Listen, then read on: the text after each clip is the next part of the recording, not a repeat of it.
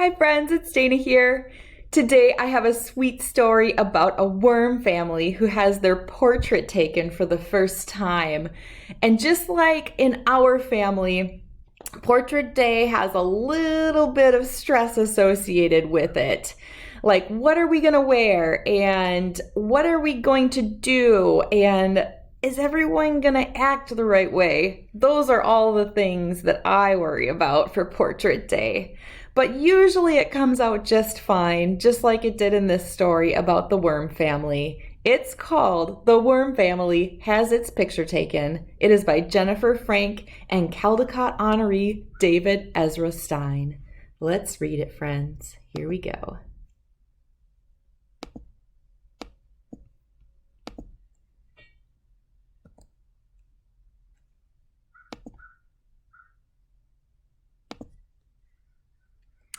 As Mrs. Worm lay at the top of a giant dirt pile, watching her children play, they were wriggling their bodies into all kinds of delightful shapes.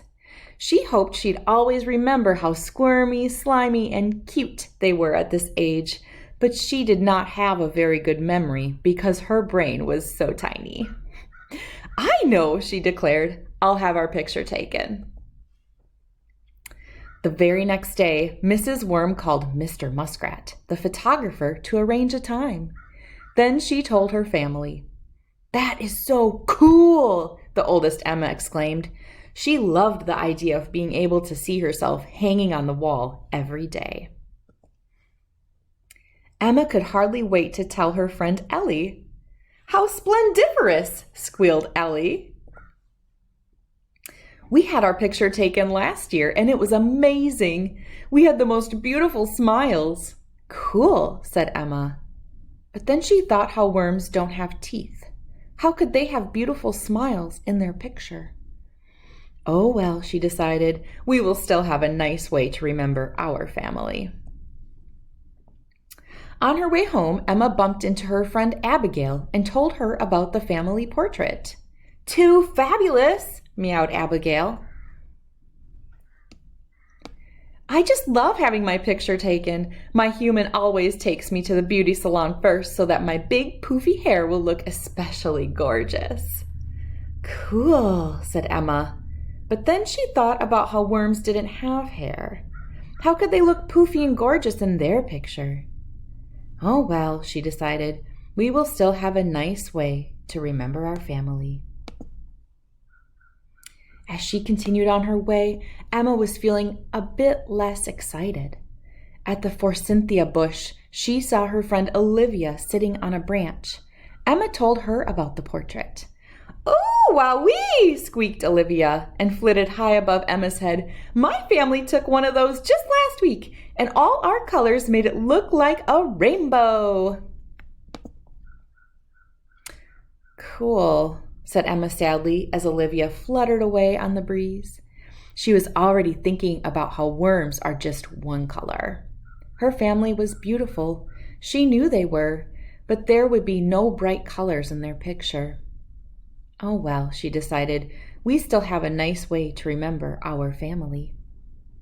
But the rest of the trip home, Emma couldn't help feeling much less excited. As Emma fell asleep that night, she thought about what her friends had said. How was her family going to make their portrait special? When she woke up, she had an idea. The day of the photo shoot arrived, and Emma had a surprise for everyone. "Pretty!" her little sisters squealed excitedly.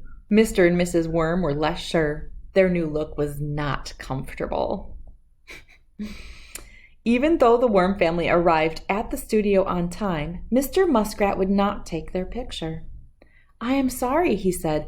"I have an appointment with a family of worms. You will have to come back another day." "But we are the family of worms," said Mrs. Worm. The photographer laughed. "For one thing, worms do not have teeth," he said. Mrs. Worm quickly instructed her family to spit out the fake teeth. "And they do not have hair," said Mr. Muskrat. The family took off their wigs. "And they most definitely are not colorful." The family undressed, Ah, they all said. Oh, said Mr. Muskrat, looking very surprised. I am terribly sorry I did not recognize you. Then together the worm family wriggled and squiggled and squeezed into a delightful pose only the worm family could make.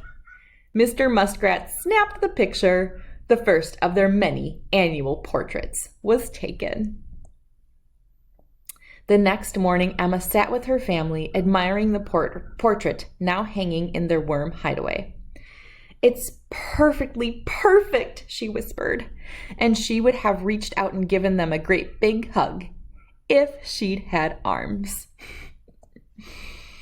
All right, friends, that's the end. Let's go back and take a look at the worm family before they took off their getup. It's pretty funny.